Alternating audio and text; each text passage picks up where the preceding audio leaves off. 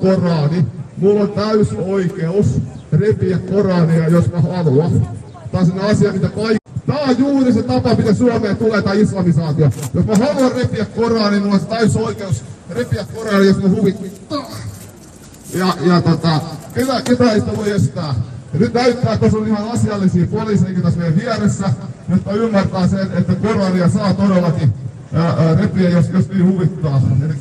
Elikkä sä et saa lyödä mua, koeta nyt ymmärtää, sun pitää sopeutua Suomeen. Sä et saa käydä kimppuun, jos joku repäsee tällä tavalla Korania. Se on oma asia, sun pitää oppia ymmärtää se asia, että koko Suomessa saa kirjoja repiä, jos huvittaa. Se on joka ikisen ihmisen perusoikeus. Ja jos ette ymmärrä tätä asiaa, niin poistukaa Suomesta! Palatkaa takaisin sinne, mistä tulittekin, jos te ette halua, että joku repii kirjoja täällä näin. Se on joka ikisen ihmisen perusoikeus repiä kirjoja niin paljon kuin huvittaa. Jos tätä ei ymmärrä, niin kumma juttu. Mutta tietenkään rustata ei saa, se ei ole suomalaista toimintaa. Kuulemma Israelin vastasta, että kuulemma juutalasta on valittu kansa.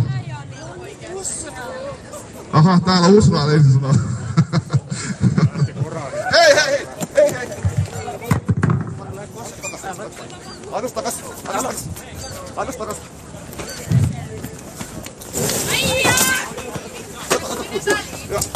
No mä kosken mua, päästä irti. No nyt on päästään nyt tässä rauhassa. Mitä ihmettä? Ei, hala, käy! Päästä mut irti. Mitä ihmettä? Päästä irti mun äijästä, päästä irti mun äijästä. Anna mulla Päästä irti, päästä irti. Anna me pois, me pois. Nyt oikeesti. Tosi raukkamainen tyyppi.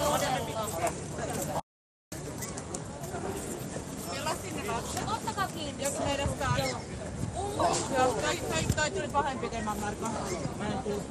Sä tulit varastamaan sen Koranin ja pahoinpitelemään. Se ei kuulu sille. Varastit Koranin ja pahoinpiteli Markon.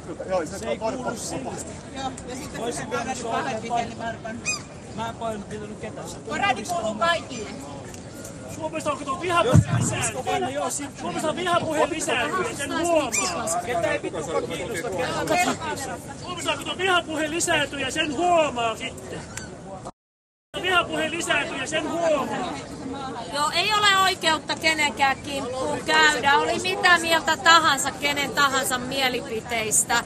Tuo on raukkamaista ja naurettavaa käytöstä jokaiselta, joka käy Ehdokkaasta, eikö vaan? Anteeksi, mitä? Ehdokkaalta saa haastattelun tästä. Ei just